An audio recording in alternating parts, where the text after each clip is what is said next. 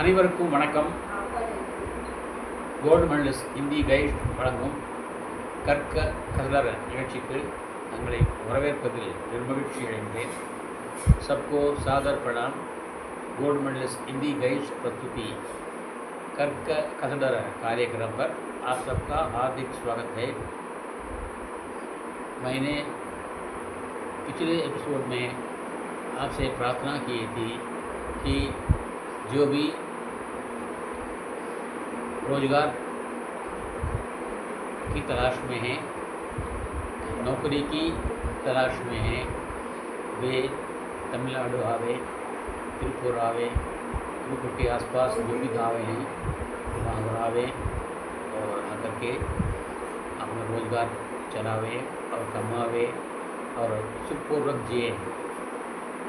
इसके लिए मैंने आपसे कहा था कि आप मेरे साथ संपर्क बढ़ावें. कुछ लोग संपर्क बढ़ा रहे हैं और भारी मात्रा में मैं संपर्क बढ़ाने का, रोज़गार पाने का, सुखपूर्वक जीने का अनुरोध करता हूँ और कर रहा हूँ. तो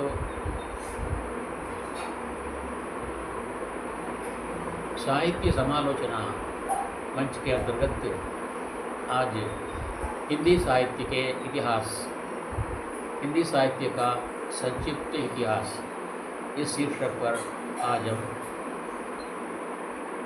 पाठ सीखने वाले हैं. हिंदी साहित्य का इतिहास 1000 साल पुराना है. जब भाषा उत्पन्न होती है तो भाषा जब विकास पाती है, विकास पाते पाते बोली से शुरू होकर के बोली, विभाषा, भाषा, राज्य भाषा, राष्ट्रभाषा, इस प्रकार वो विकास पाती आ रही है. जब वो अपने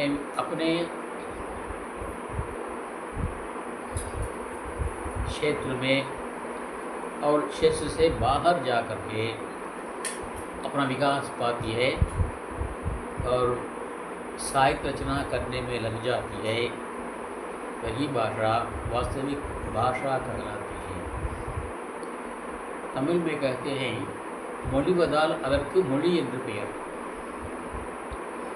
सिर्फ बोलने से वो बोली बन जाती है, भाषा नहीं बन जाती है.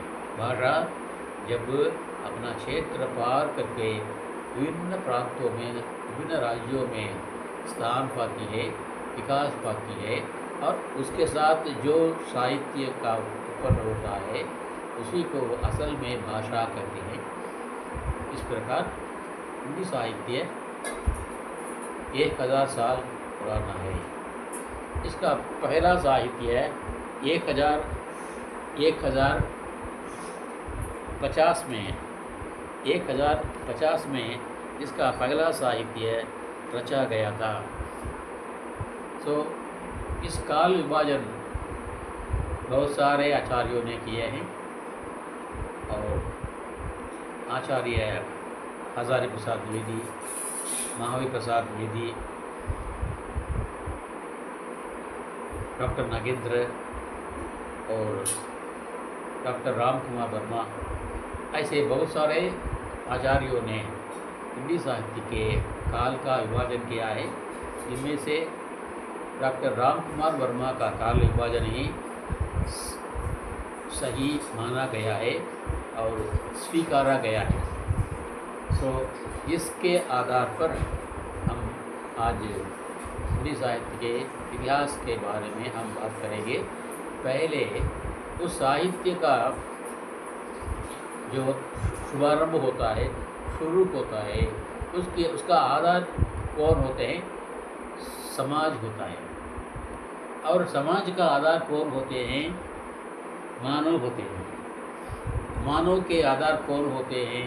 जो हर जीव होता है. तो मानवों का जो विचार है, मानवों की जो विचारधाराएँ हैं, मानव की जो इच्छाएँ हैं, उन इच्छाओं को, उन मनोभावों को और समाज के इच्छाओं को का प्रदर्शन करना अपनी रचनाओं के द्वारा, वही कवि का कर्तव्य होता है, वही काव्य का कार्य, कवि का कार्य होता है। जो जनता या मानव इसको पसंद नहीं करती, उसको उस साहित्य को प्रसिद्धि नहीं मिलती। इसलिए उपन्यास सम्राट प्रेमचंद ने कहा है कि साहित्य समाज का दर्पण है, साहित्य समाज का दर्पण है, साहित्य समाज का दर्पण है। इलक्कियम என்பது कालम काटुम कन्नाडी।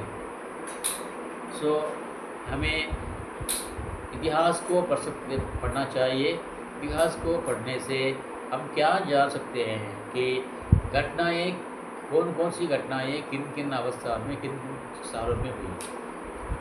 मतलब घटनाओं के क्रम का नाम इतिहास है, घटनाओं के क्रम का नाम इतिहास है। पहले first Henry, second Henry, third Henry, fourth Henry. इसी प्रकार मुगल साम्राज्य में बाबर के बाद हुमायूं के बाद अकबर। सो ये श्रृंखला जब आती है, घटनाओं के क्रम का नाम इतिहास है, हिस्ट्री है। लेकिन मानव मन की भावनाओं का दिखाने का जो आईना होता है, दर्पण होता है, वही साहित्य होता है। अमुक काल में, पर्टिकुलर टाइम में, पर्टिकुलर पीरियड में जनता की मानव की इच्छाएं क्या क्या थी और विचारधाराएं क्या क्या थी, इसको समझाना ही साहित्य होता है। इसलिए अमुक जमाने में, अमुक काल में, अमुक समय में मानव की क्या विचारधाराएं थी, उसको समझने के लिए हमें साहित्य का अध्ययन करना चाहिए। सो इस दृष्टि से हिंदी साहित्य का पहला काल फर्स्ट स्टार्टिंग पहला काल आदि काल कहा जाता है। आदि का मतलब है, आपको मालूम है, शुरू, पहला। अंत का मतलब है अंत, लास्ट। सो आदि काल, हिंदी साहित्य का आदि काल या एक वीर गाथा काल, मतलब वीरता के बारे में गाया जाने वाला काल, वो वीर गाथा काल माना जाता है। वीर गाथा काल होता है, इसका समय है 1035 से लेकर के 13,075 तक। 1035 ஆண்டுகள் 1375 ஆண்டு உள்ள காலம்தான் आदिकाल என்று அழைக்கப்படுகிறது। आदिकाल कहा जाता है, या वीर गाथा काल, वीरता के बारे में गाया जाने वाला काल वीर गाथा काल।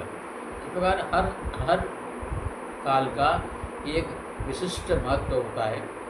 वो एक एक करके मैं आपको बताते जाऊँगा। நான் ஒவ்வொன்றாக சொல்லிவிடுகிறேன்। ஒவ்வொரு காலத்துக்கு ஒரு சிறப்பு உண்டு, அந்த காலத்து தான் தொடர்ந்து ஒவ்வொன்றாக உங்களுக்கு தந்து கொண்டே இருக்கிறேன்।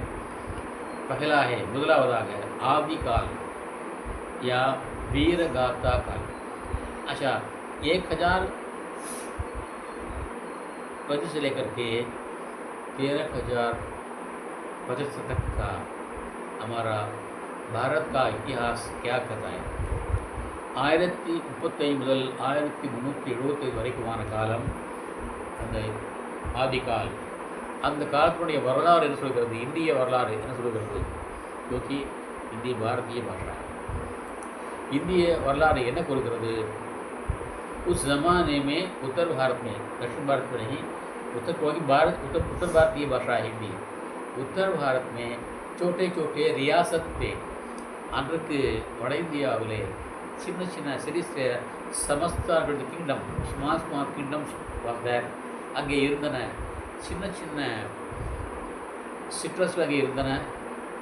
அந்த சிற்றரசுகள் எப்பொழுதுமே ஒருத்தர் சண்டை போட்டுருப்பார்கள்। இது ஒரு காரணத்துக்காக, किसी न किसी बहाने राज्य की सीमा बढ़ाने के लिए, தன்னுடைய ஆட்சியினுடைய எல்லையை விரிப்பதற்காகவும் ஏதோ ஒரு காரணத்தாகவும் பழிக்கப்படுவதற்காக போரிலே தோற்று விட்டேன், மீண்டும் போனை நான் ஜெயிக்க வேண்டும் என்பதற்காகவும் பழிக்கப்படுவதற்காகவும் சில பேர் பெண்களுக்காகவும் பெண்களை அடைவதற்காகவும்